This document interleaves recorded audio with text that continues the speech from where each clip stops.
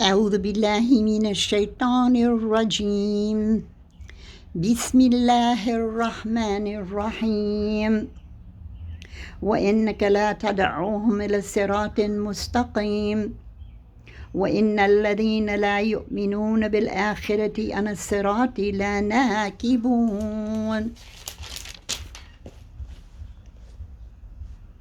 ولو رحمناهم وكشفنا ما بهم من ضر للجوا في طغيانهم يعمهون ولقد أخذناهم بالعذاب فما استكانوا لربهم وما يتضرعون حتى إذا فتحنا عليهم بابا ذا عذاب شديد إذا هم فيه مبلسون وهو الذي أنشأ لكم السمع والأبصار والأفئدة قليلا ما تشكرون وهو الذي ذرأكم في الأرض وإليه تحشرون وهو الذي يحيي ويميت وله اختلاف الليل والنهار أفلا تعقلون بل قالوا مثل ما قال الأولون قالوا وإذا متنا وكنا ترابا وعظاما أئنا لمبعوثون لقد وعدنا نحن وآباؤنا هذا من قبل إن هذا إلا أساطير الأولين. This will be a short lesson. I decided to do half the page and then make the next page the page you've all been waiting for. So we'll start here. Reading verse 75 down to 83. And then we're going to close this to make it short and sweet and keep you in suspense till you get to the next one about the magic.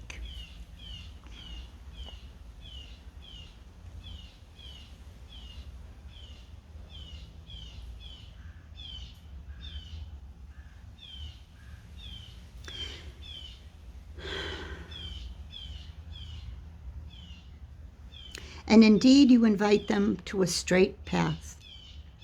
But indeed, those who do not believe in the hereafter are deviating from the path.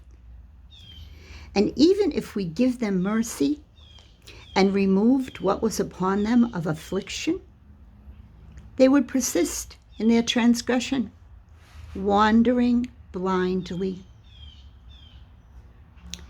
And we had gripped them with suffering, but they did not yield to their Lord, nor did they humbly supplicate, until when we have opened before them a door of severe punishment, immediately they will be therein in despair.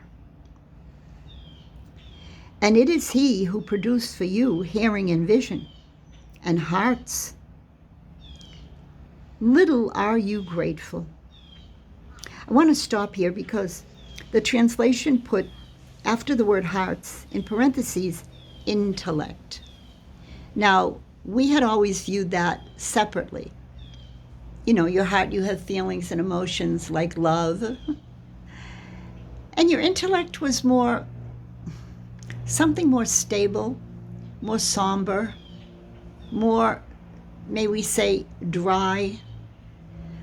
That was what we thought when we were coming up in our American school system. But then I remember when I was a new Muslim, they told us that the heart and the mind are connected.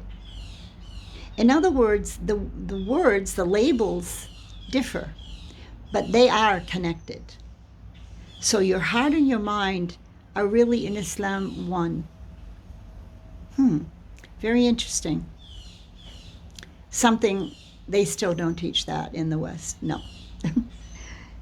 Let us go on. And it is he who has multiplied you throughout the earth, and to him you will be gathered. So I think, not yet.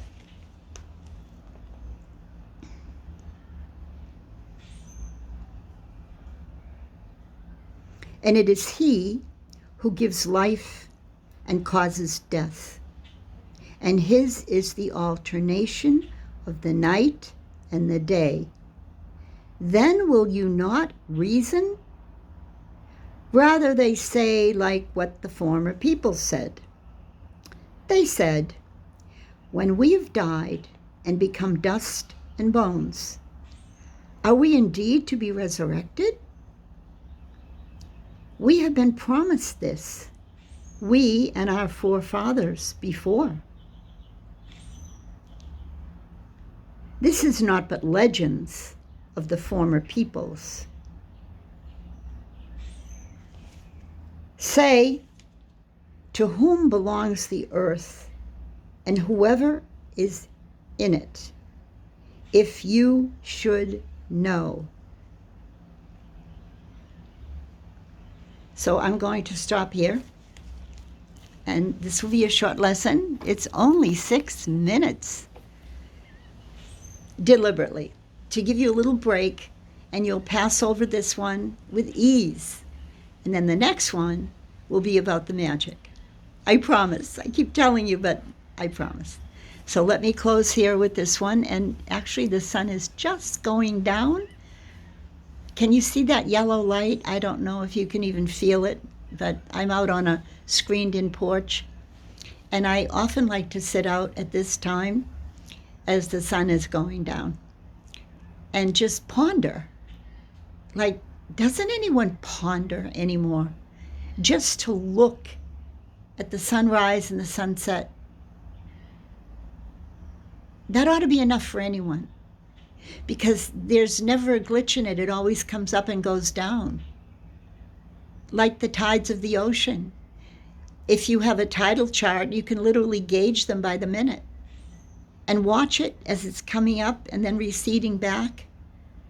These are the things that are undeniable. But if you choose to deny, you're free to deny. Allah doesn't force you. Isn't it enough He's giving you this from the skies and from the seas? Look at your faces. Look at your fingerprints. Did you know that fingerprints are individual and there's not one that is exactly the same as the other? Are you aware of this? It's true. Do you know that if you were, let's say, some type of a organized crime, big shot, and they wanted to replace you with another person's so-called identity, and that they would just shave off your fingerprints and you would be safe, you know? No, they'll grow back. They grow back. I did this long ago, maybe 30 years ago. I did a project for a good friend of mine about some scientific miracles in the Quran, and I remember one of them was about fingerprints. Yeah, I translated it. So it wasn't that long ago. It couldn't be more than, it couldn't be, let's see, I've been a Muslim for 40 years, so it's probably 25 years ago after I learned Arabic a little, enough to do that project. And then I stopped that whole, I remember my Sheikh Fawzi saying to me before he passed, enough with Maqaran al-Adyan. You've done enough in comparative religion. I want you in science. And it's like his words haunt me, because he was, Allah yarhamu, Sheikh Fawzi Saeed, after which no human, I don't think, ever did better in Fatawi ibn Taymiyyah and Asma al-Husna. I rate them, and I follow them, and I investigate the issue and what they're doing. No one can compare to Sheikh Fawzi Saeed. Go on Telegram and see what he's done. not just with Aqidah, but with Sirah. Amazing Sirah. Sometimes I feel so guilty that I had this sheikh and I'm not doing enough. I'm really getting more aware now. Suddenly, light is dawning that I have to do more. It's about time, huh? Let's see, 78, and now we're March, and then it's April, May, June, July, August, September. 5 more months, I'll be 79. I'm trying to get back to Egypt for a sabbatical, like 6 months sabbatical, where I can really make a lot of headway into certain subjects that I need help from big shiuch. Unfortunately, my 2 big ones passed away to the mercy of Allah. But there's more out there somewhere. And there's an American, by the way. I want to mention him on my channel. If you would like to listen to an American who went over to Cairo when he was probably only 30 years old, and now he's probably, I don't know, maybe not even 40. His name is Daoud Burke, Daoud Burke, and he finished his Azhar diploma, and he now teaches Shafi'i fiqh, which is his chosen area of specialty. We're all free to choose our area of specialty. Fiqh is not high up there on the charts. And they will say to me, but fiqh means deep understanding. And I will say yes, which I hope I have in al-ma'ani, the meanings of tafsir and Quran and hadith. I mean, I'm not that far up yet. I'd like to be. But I'm old. I don't have time for criticism that I am not a specialist in any madhab.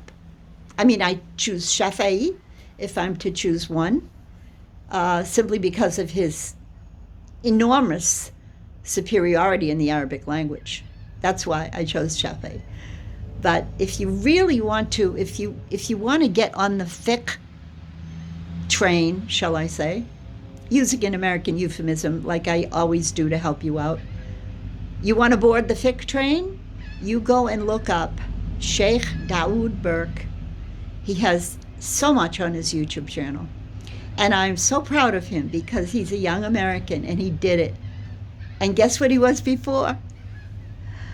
A Bible-thumping Protestant Christian musician with his own group.